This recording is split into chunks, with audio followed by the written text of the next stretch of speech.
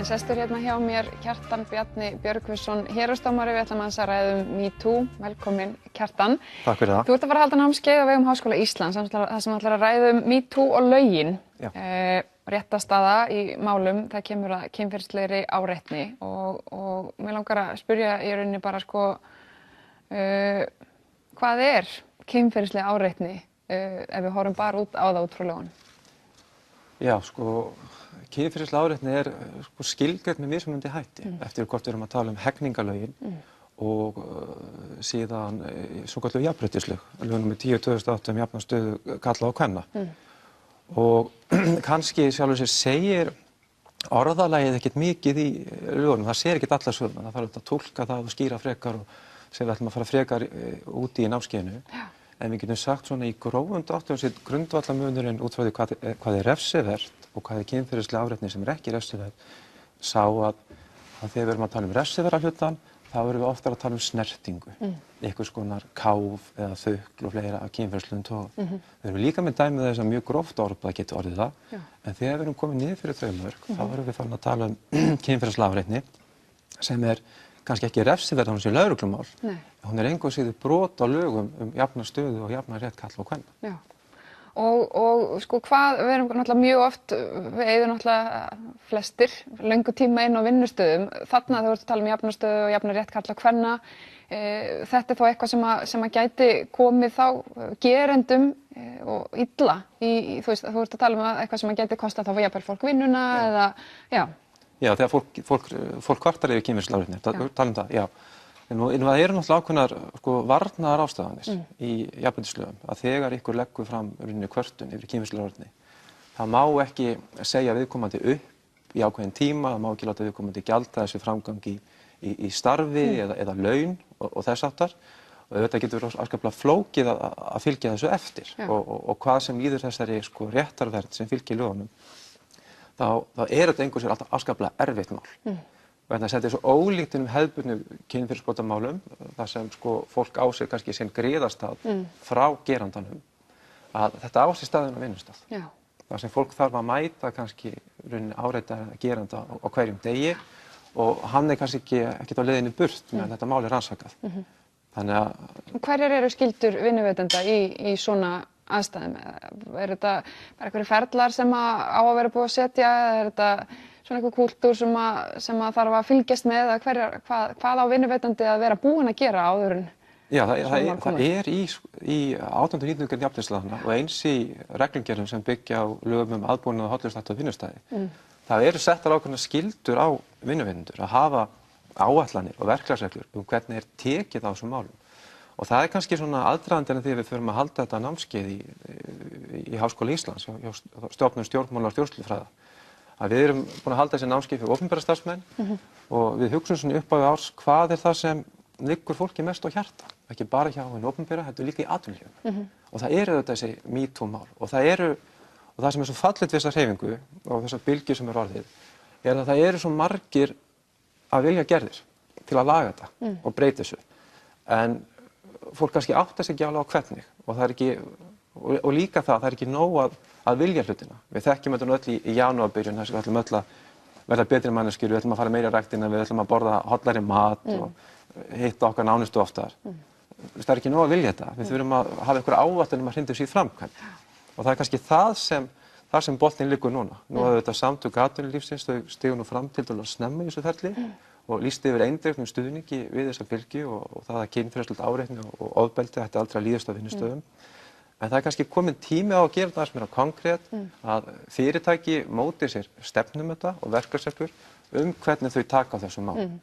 Við erum að sjá náttúrulega alveg ofboðslegan fjölda af sögum og margt sem alveg klálega brot á þessum reglum sem varst að nefna áðan, mikið af brotum bara á hegningarlögum, en við hefum svo sem ekki séð mikið af dómsmálum sem að taka á þessu. Þýðir þetta það að alls konar svona ofbeldis áætlanir sem til eru inn í fyrirtækjum og jafnvel stofnunum eru kannski bara hafa ekki hingað til verið að virka? Er þetta bara eitthvað kúltúr heldurðu inn í fyrirtækjum? Ég held það sé hvort tveggja. Ég held til dæmis, mér þætti rauninni ekki forvitni á að vita hversu mörg fyrirtæki hafa sett sér skýra áætlun og verklagsreglur hvernig á að taka á kynferðislegri áreitni á vinnustað. Ég held að það væri fróðlegt að fá það fram, hversu mörg fyrirtæki hafa sinnt og ekki bara fyrirtæki, heldur líka stofnanir, íþróttafélög, skólar. Er það skylt? Já, það er kannski, við förum að nánir í það í námskeiðinu, en með atvinnurekendur hvílir ákveðin skylda að svona setja ákveðna reglur og ákveðið forvarnastarf. Og það verður svona forvitnilegt að velta því fyrir sig hversu margir hafa gert það nú þegar og hvers vegna það hefur ekki verið gert. Og ég held að stór partur af þessu sé þetta, eins og þú sagðir, menningin. Það er svona kannski, það eru flestir sammála það að þetta eigi ekki að líðast og þetta sé ólíðandi, en svo koma þessi málu og það er einhvern veginn tekst ekki vel að taka á þeim. Kannski vegna þess að fólk þekkir ekki reglunar og reglunar skilgreina ábyrgðina.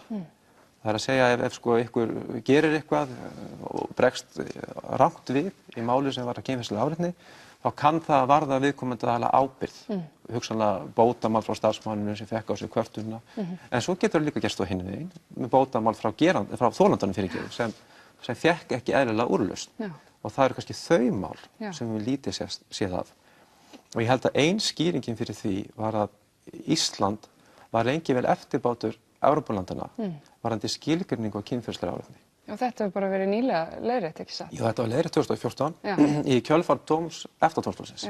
Þar sem Íslenska ríki var dæmt brotlegt gegn rauninni ákveðinni tilskipun að tryggja jafnan rétt karla og kvenna.